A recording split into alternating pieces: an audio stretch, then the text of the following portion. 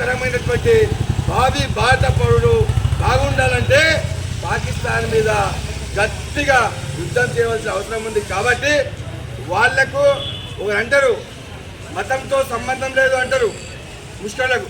మరి మతంతో సంబంధం లేనప్పుడు వాళ్ళు ప్యాంట్ లిప్పి చూసి మరి ఎందుకు కాల్ చేసిర్రు?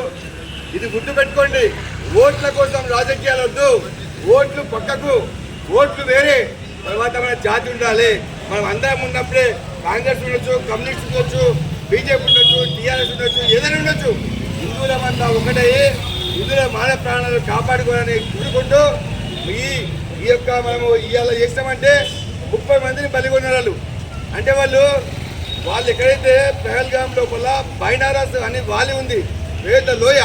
అది పెద్ద లోయ అంటే అది చాలా చూడదగినటువంటి ప్లేసు. గత 9 సంవత్సరాల నుంచి కూడా అక్కడ ఒక్క సంఘటన జరగలే. ఇది కావలసుకొని చేసి దేశంలో చిచ్చు పెట్టడానికి ఇదంతా ప్రయత్నం చేస్తున్నారు. కాబట్టి అటువంటి ముష్కరులను, అటువంటి వారికి సపోర్ట్ చేసే ఏ నాయకుడైనా సరే, వాడి కాంగ్రెస్ అయినా సరే, కమ్యూనిస్ట్ అయినా సరే, టీఆర్ఎస్ అయినా సరే, ఏ పార్టీ అయినా సరే హిందువులకు సపోర్ట్ చేయాలి. కాబట్టి వీరందరూ కూడా సంఘీభావం ప్రకటించి ఆ యొక్క 30 మంది ప్రాణాలను తీసినటువంటి ఆ ముష్కరులను 30 మందికి మనము 30 రెట్లు వాళ్ళ ప్రాణాలు తీయాలని మా యొక్క కోరిక. కాబట్టి మోడీ గారు మీరు దయచేసి, అమిత్ షా గారు దయచేసి పాకిస్తాన్ మీద యుద్ధం ప్రకటించండి.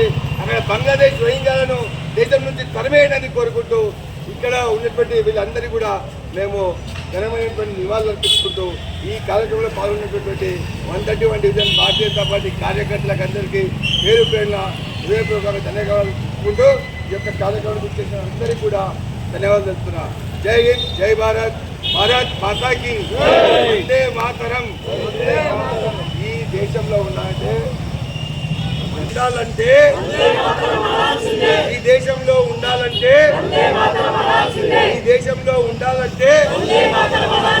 భారత్ మాతాకి, భారత్ మాతాకి.